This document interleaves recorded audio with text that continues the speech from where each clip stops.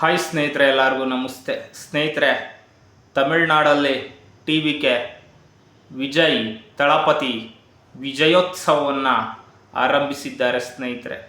ಸ್ನೇಹಿತರೆ, ಈ ವಿಜಯ್ ಅವರ ಗೆಲುವು ಯಾಕಾಯಿತು ಅಂತ ನೋಡೋದಾದರೆ ಸ್ನೇಹಿತರೆ, ನಾನು ನಿಜಕ್ಕೂ ಅಂದ್ಕೊಂಡಿರಲಿಲ್ಲ 108 ಸ್ಥಾನಗಳನ್ನ ವಿಜಯ್ ಅವರು ಗೆಲ್ತಾರೆ ಅಂತ. ಆದರೆ ಇಷ್ಟೊಂದು ಸ್ಥಾನಗಳು ಯಾಕಾಯಿತು ಅಂತಂದರೆ ಅದು ಕೇವಲ ವಿಜಯ್ ಅವರ ವರ್ಚಸ್ಸು, ವಿಜಯ್ ಅವರ ಫ್ಯಾನ್ ಫಾಲೋಯಿಂಗ್ಗೆ ಕಾರಣ ಅಂತ ನಾನು ಹೇಳ್ತೀನಿ.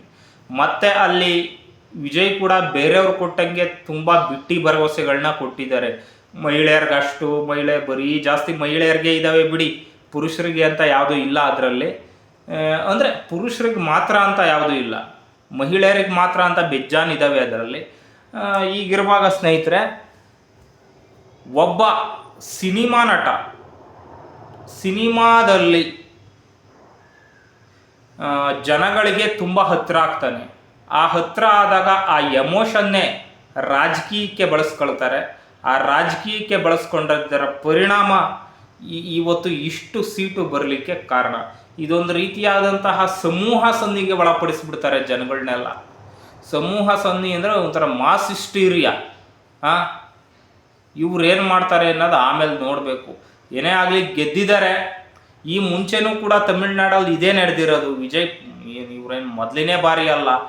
MGR ಗೆದ್ದಿದ್ರು, ಜಯಲಲಿತಾ ಗೆದ್ದಿದ್ರು. ಜನಗಳಿಗೊಂಥರ ಮಾಸ್ ಹಿಸ್ಟೀರಿಯಾ. ಮತ್ತು ಇನ್ನೊಂದೇನಪ್ಪ ಅಂತಂದರೆ, ಕರ್ನಾಟಕದಲ್ಲೂ ಯಾರಾದರೂ ಒಬ್ಬರು ಫೇಮಸ್ ಆಕ್ಟ್ರು ಎಲೆಕ್ಷನ್ನಿಗೆ ನಿಂತ್ಕೊಳ್ಳಿ, ಅವ್ರಿಗೂ ಇದೇ ಥರನೇ ಆಗುತ್ತೆ. ಅವರೊಬ್ಬರು ಹೆಸರು ಅವ್ರು ಎಲ್ಲಿ ನಿಂತಿರ್ತಾರೆ ಅಲ್ಲಂತೂ ಗೆದ್ದೇ ಗೆಲ್ತಾರೆ. ಇನ್ನು ಮಿಕ್ಕಿದ ಕಡೆ ಎಲ್ಲ ಗೆದ್ದಿರ್ತಾರಲ್ಲ, ಅವ್ರ ಜನಗಳಿಗೆ ಯಾರಿಗೂ ಗೊತ್ತೂ ಇರಲ್ಲ ಜಾಸ್ತಿ. ಅವ್ರು ಗೆಲ್ಲೋದೆಲ್ಲ ಅವ್ರ ಹೆಸರು ಮೇಲೆ ಗೆದ್ದಿರ್ತಾರೆ ಅಷ್ಟೇ.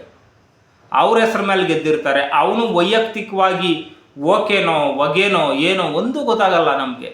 ಈ ರೀತಿಯಾಗಿ ಆಗುತ್ತೆ. ಈ ರೀತಿ ಆಗ್ತಾ ಇರೋದು ಇದೇ ಮೊದಲೇನಲ್ಲ.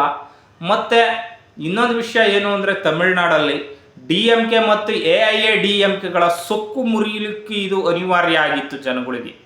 ನಿಜಕ್ಕೂ DMK ಇತ್ತಲ್ಲ, DMK ದ್ರಾವಿಡಿಯನ್ ಪೊಲಿಟಿಷಿಯನ್ ಮಾಡ್ತಾ ಇದ್ದಿದ್ದು, ದ್ರಾವಿಡ ರಾಜಕಾರಣ.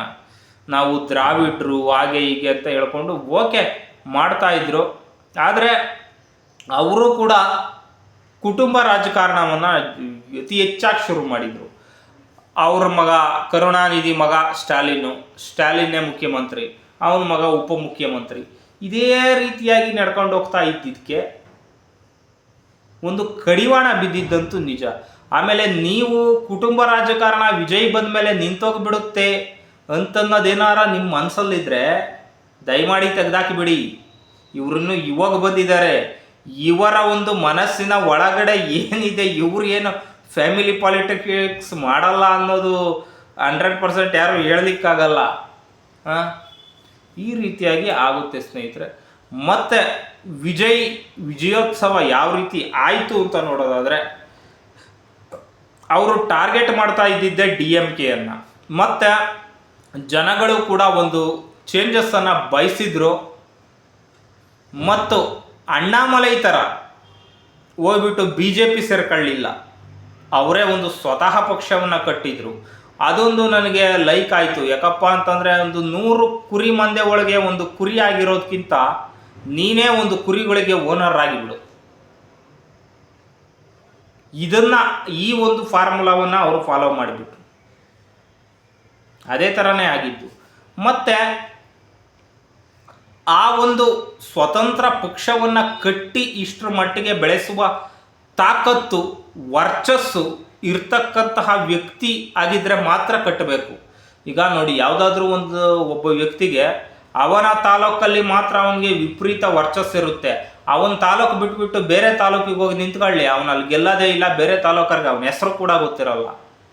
ಆದರೆ ಈ ವಿಜಯ್ ಬಗ್ಗೆ ಆ ರೀತಿ ಇಲ್ಲ. ಇಡೀ ತಮಿಳುನಾಡಿನಾದ್ಯಂತ ಆತನ ಹೆಸರಿದೆ. ಕರ್ನಾಟಕದಲ್ಲೂ ಕೂಡ ಔಟ್ಸೈಡರಿಗೆ, ಸ್ವಲ್ಪ ತಮಿಳ್ನಾಡು ಇಂಥ ಔಟ್ಸೈಡ್ ಜ್ಞಾನ ಇರೋರಿಗೆ ಮಾತ್ರ ಗೊತ್ತಿರುತ್ತೆ. ಆದರೆ ನಮ್ಮ ಕಡೆ ಎಲ್ಲ ಬರಲಿ, ನಮ್ಮ ತಿಪ್ಟೂರು, ತುರುವೇಕೆರೆ ಈ ಕಡೆ ಎಲ್ಲ ಬಂದುಬಿಟ್ರೆ ಯಾರು ವಿಜಯ್ ಅಂತ ಕೇಳ್ತಾರೆ. ಯಾಕಂದರೆ ಅವರಿಗೆ ಅಷ್ಟು ಜ್ಞಾನ ಇಲ್ಲ. ಸ್ವಲ್ಪ ವಯಸ್ಸಾಗಿರೋರ್ಗಂತೂ ಗೊತ್ತೇ ಇಲ್ಲ. ಇತ್ತೀಚಿನ ಒಂದು 20-30 ವರ್ಷದ ಯುವಕರಿಗೆ ಮೊಬೈಲ್ ಬಂದ ಮೇಲೆ ಓ ವಿಜಯ್ ಅಂದರೆ ಇವರು ಅಂತ ಗೊತ್ತಿರ್ಬೋದು. ಅಂತಹ ಒಂದು ವರ್ಚಸ್ಸಿರೋರಿಗೆ ಮಾತ್ರನೇ ಒಂದು ಸ್ವತಂತ್ರ ಪಕ್ಷವನ್ನು ಕಟ್ಟಲಿಕ್ಕೂ ಕೂಡ ಆಗೋದು.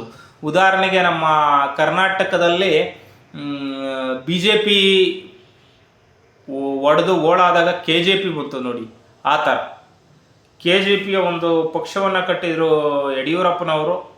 ಆಮೇಲೆ ಆ ಪಕ್ಷ ಮುಚ್ಚಾಕಿಬಿಟ್ಟು ಮತ್ತೆ BJPಗೆ ಬಂದರು. ಅದೇನೇ ಇರಲಿ, ಆ ಥರ ಇತ್ತು ಸ್ನೇಹಿತರೆ. ಮತ್ತು ಇನ್ನೊಂದು ವಿಷಯ ಏನಪ್ಪ ಅಂದರೆ, ಈ ವ್ಯಕ್ತಿನೂ ಕೂಡ ಬಿಟ್ಟಿ ಬಗೆಗಳನ್ನ ನಿಲ್ಲಿಸಬೇಕು.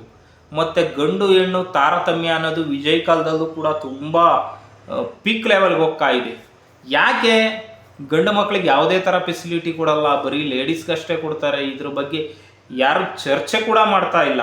ತೆಲುಗವರೊಬ್ಬರು SS ಲಕ್ಷ್ಮಿ ಅಂತ ಹೇಳಿಬಿಟ್ಟು ಅವರೊಬ್ಬರು ಮಾತಾಡ್ತಾ ಇದ್ದಾರೆ. ಮತ್ತು ಅವ್ರದ್ದೇ ಇನ್ನೊಂದು ಮಗಧ ನ್ಯೂಸ್ ಅಂತ ಇದೆ, ಅವರು ಮಾತಾಡ್ತಾ ಇದ್ದಾರೆ. ಅದು ಬಿಟ್ಟರೆ ಪುರುಷ ರಕ್ಷಣಾ ವೇದಿಕೆ ಅಂತ ಒಂದು ಸ್ಥಾಪನೆ ಮಾಡಿದರು, ಅದೇನಾಯಿತು ಅಂತ ಗೊತ್ತಿಲ್ಲ. ಮತ್ತು ಇನ್ನೊಂದು ವಿಷಯ ಏನಪ್ಪ ಅಂತಂದರೆ, ದೀಪಿಕಾ ನಾರಾಯಣ ಭಾರದ್ವಾಜ್ ಅಂತ ಅವರು ಸ್ವಲ್ಪ ಮಾತಾಡ್ತಾ ಇದ್ದಾರೆ ಹುಡುಗರು ಕಲ್ಯಾಣದ ಬಗ್ಗೆ.